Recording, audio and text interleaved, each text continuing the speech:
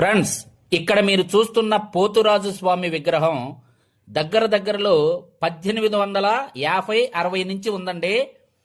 ఈ చెట్టు చూసారా, ఎన్నో దెబ్బలు తిని విరిగిపోతూ మళ్ళీ పుంజుకొని ఇప్పటికైతే ఇలా ఉంది.